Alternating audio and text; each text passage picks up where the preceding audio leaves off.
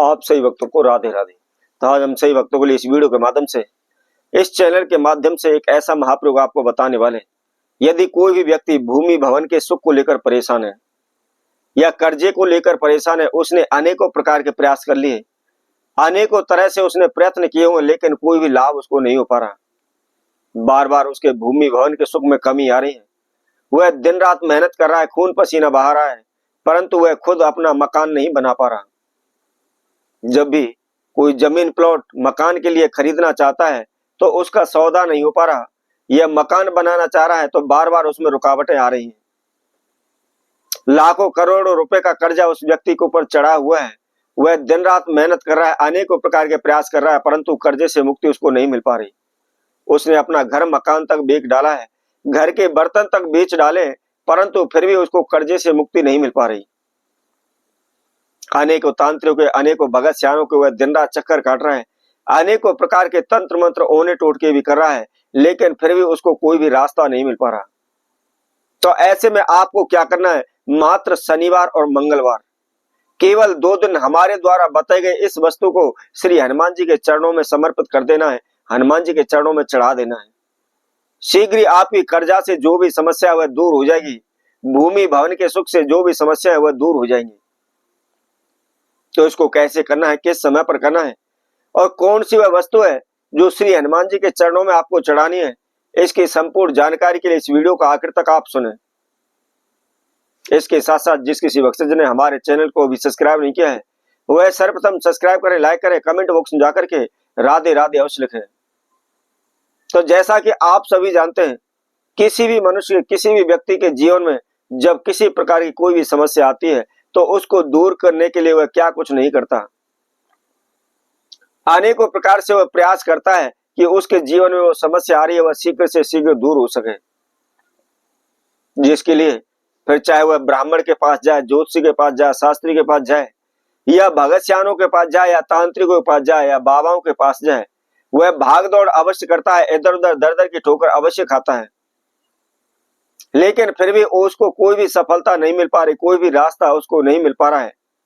तो मात्र हमारे द्वारा बताए गए आपने इस छोटे से प्रयोग को करना है, लेकिन करना सुबह के समय पर है। आपको 7 बजे से लेकर और 9 बजे के बीच में मात्र इसी 2 घंटे के अंतराल ही आपने इस प्रयोग को करना है।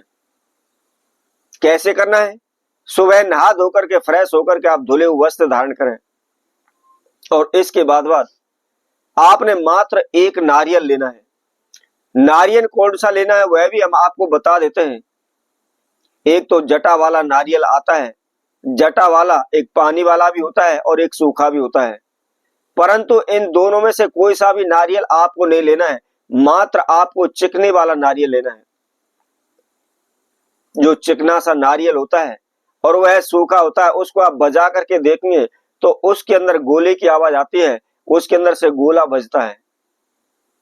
तो चिकने वाला आपको एक मात्र एक नारियल लेना है और एक नारियल लेकर के जितनी भी आपकी लंबाई है, जितनी भी आपकी हाइट है, उतना आप लाल एक रेशमी धागा ले लें और लेकर के आपने उस नारियल के ऊपर लपेट लेना है। उसके साथ साथ थोड़ा सा आप सिंदूर ले, उसमें चमेली का तेल मिक्स करके उसके द्वारा उस नारियल के ऊपर आपने एक स्वास्तिक बनाना है और उसके साथ में मात्र एक पान का पत्ता आपको लेना है। उसके साथ साथ उसके ऊपर मात्र केवल 2 लौंग, 2 हरी इलायची और उसके साथ साथ 1 चम्मच मधु अर्थात शहद उस पान के पत्ते के ऊपर आपने रखना है। अब इन समुदायों को लेकर आप किसी भी हनुमान जी के मंदिर में आप चले जाएं। सर्वप्रथम कौन से हनुमान जी के मंदिर में जाना है वह भी हम आपको बताते हैं।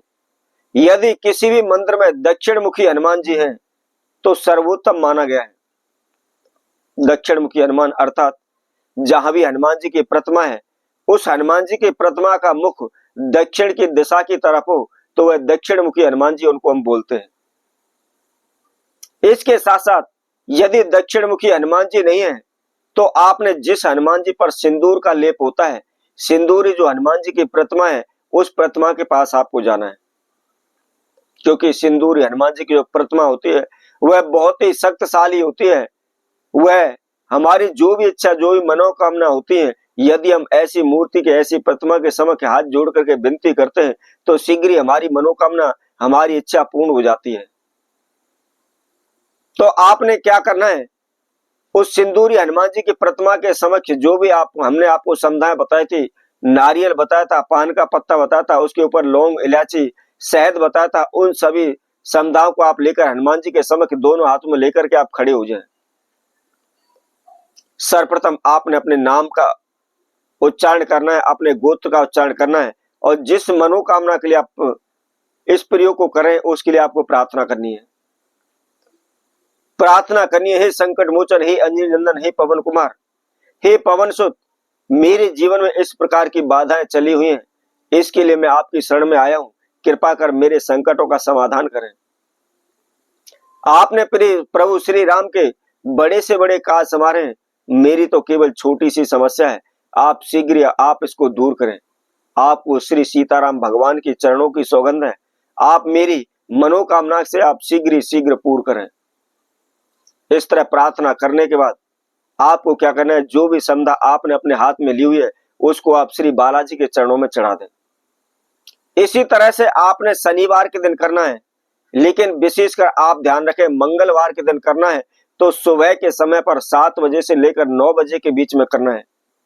और जिस समय आप शनिवार को कर रहे हैं उस समय पर आपको संध्या के समय 4 बजे से लेकर के 6 बजे के बीच में आपको करना है। दोनों वारों का अलग अलग समय है, आप इस समय का विशेष ध्यान रखें। शीघ्र आप इस प्रयोग को करें, शीघ्र आपके धन कर्जे की जो समस्या है, भूमि भवन के सुख की जो समस्या है, शीघ्र दूर हो जाएंगे, आप माला माल हो जाएंगे, धनवान हो जाएंगे। तो इसी तरह आप व्यक्तों के लिए और नए उपाय के साथ, नई वीडियो के साथ पुनः उपस्थित होंगे। तब तक के लिए सभी भक्तों को राधे राधे।